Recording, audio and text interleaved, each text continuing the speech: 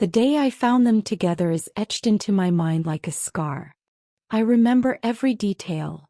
The way my husband, Michael, looked up with a mixture of guilt and defiance as I stood frozen at the doorway.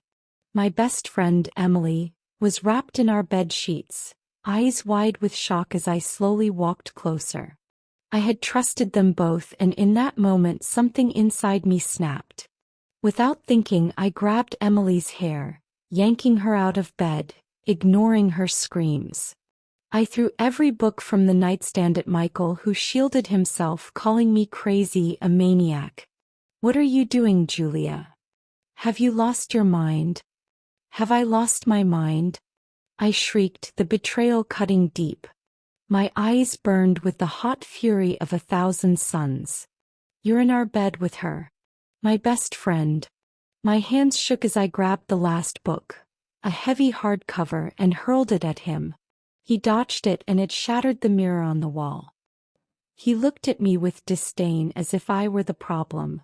The next thing I knew, I was strapped to a stretcher, my wrists bound in cold leather straps as they dragged me from my own home.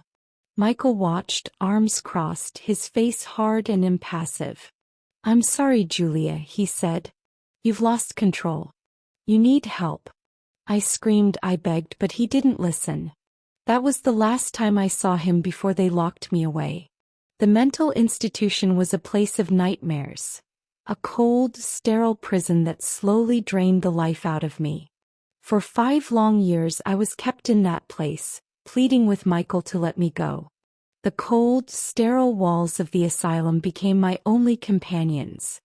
I was drugged, restrained, and subjected to endless therapy sessions meant to strip me of any resistance. I wrote him letters, begged him during his rare, obligatory visits, my voice hoarse with desperation. Each time he came, he looked worse, more distant, more disdainful, as if the sight of me disgusted him.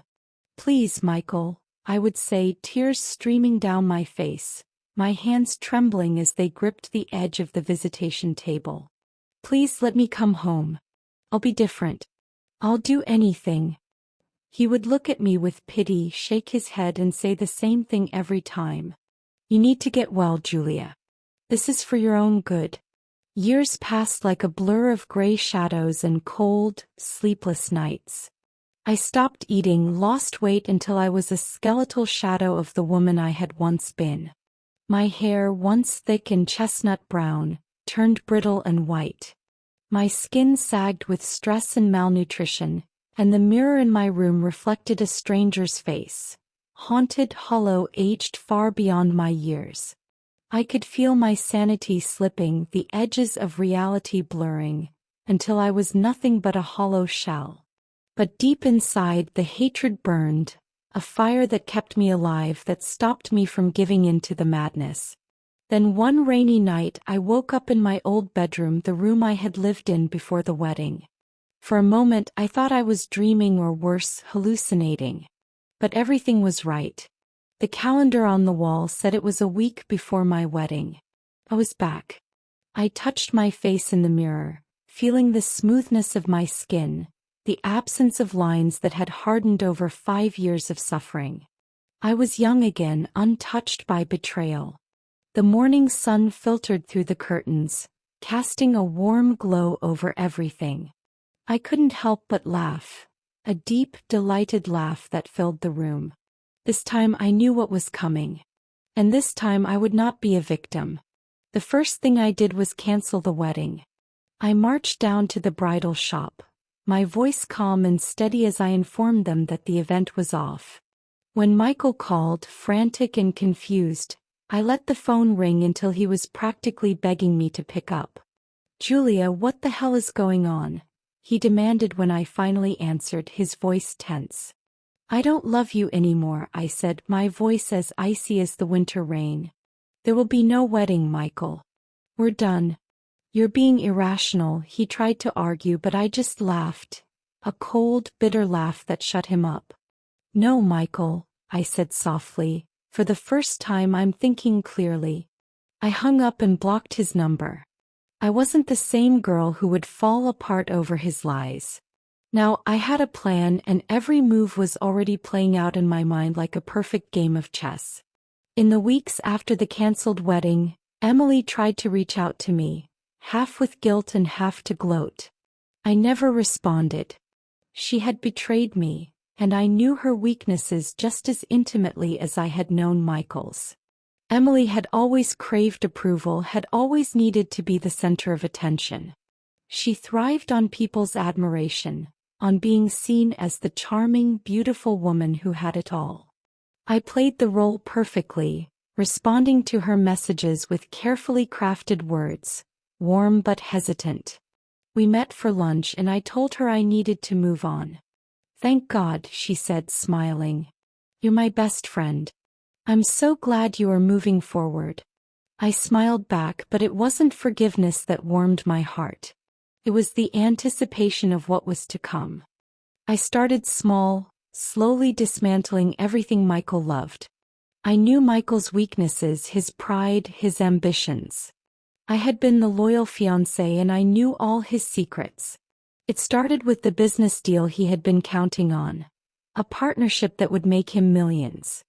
I started digging into his financial records, the ones he thought I knew nothing about. I found the discrepancies, the shady deals he had made to climb to the top. Anonymous tips were sent to the authorities, well-timed, precise, and backed with damning evidence. I watched the headlines shift from speculation to certainty, watched the investigation close in like a tightening noose. The day they came for him, Michael's face was ashen, disbelief written across every line as they took him away in handcuffs. He was charged with fraud, embezzlement, and insider trading. Everything he had built was a house of cards, and I had made sure it collapsed around him. Michael was sentenced to 5 years in prison, the same amount of time I had suffered in that hellhole he'd condemned me to. I made sure he knew it was no coincidence. While he rotted in a small, cramped cell stripped of the luxury and power he had enjoyed, I thrived. In prison he was nothing. A common criminal, despised and abandoned by the very friends he had once manipulated. Letters from former business partners, lovers, and so-called friends stopped coming after the first year. He was alone, betrayed by his own ambition and deceit. I heard whispers of his suffering from contacts I had within the system. How he aged rapidly behind bars. How the stress of being powerless and cornered did to him what the institution had done to me. His hair, once thick and jet black, turned gray, his once proud eyes hollow and haunted. The lines on his face deepened with every year, mirroring the toll that prison life had taken on him. Rumors said he had become paranoid, convinced that the inmates and guards alike were out to get him. Some days he screamed at the walls just as I had screamed trapped in that asylum. I visited him once towards the end of his sentence. He looked like a ghost of the man I had once loved, thin, gaunt, and broken. He barely recognized me, his eyes widening as I stepped into the visitor's room, looking far younger than I had any right to. The years had reversed themselves for me while they had ravaged him. "Why?" he whispered, his voice cracking. "Why did you do this?" I leaned forward, meeting his gaze with a cold smile. "I know you may not understand it, but you left me to rot for 5 years. This time I'm not giving you the opportunity to treat me that way. And now you know what it feels like to be abandoned, powerless, and forgotten. I've taken back everything you stole from me, and now you have nothing left." He slumped in his chair, broken as I walked out, leaving him to the misery he had so easily inflicted on me.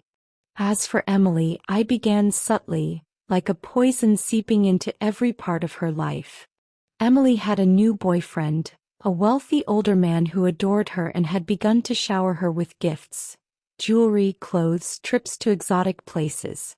They were talking about moving in together, about getting married. She was sure he was her ticket to the life she had always dreamed of, and I knew exactly how to ruin it. Emily had skeletons in her closet and I knew them all. The little affairs, the lies she'd told to climb the social ladder, the rumors she had spread to discredit her rivals. I started slipping information to her boyfriend, planting seeds of doubt. Anonymous messages about her infidelities. Hints about how she had used her friends to get ahead, how she had stolen me from Michael. At first, Emily's boyfriend didn't believe it. He confronted her and she, in turn, accused me of lying, of being obsessed with revenge. "She's just jealous," Emily would say. "She's trying to ruin me because I'm happy." But I had anticipated this and I had more than whispers. I had proof. I had kept copies of her old, incriminating texts, emails she had sent me when we were still friends, gloating about her conquests, her manipulations. I sent them to him, one by one, each new revelation chipping away at his trust until he couldn't look at her without seeing the lies. He ended it abruptly, humiliating her in public, calling her out for her deception. Her carefully curated world of admiration and security shattered like glass. She lost her place in the social circles she prized so highly. Nobody trusted her anymore. Friends drifted away, unwilling to be associated with a woman branded as a liar and a manipulator. When Michael was finally released, he had nothing. No home, no wealth, no friends.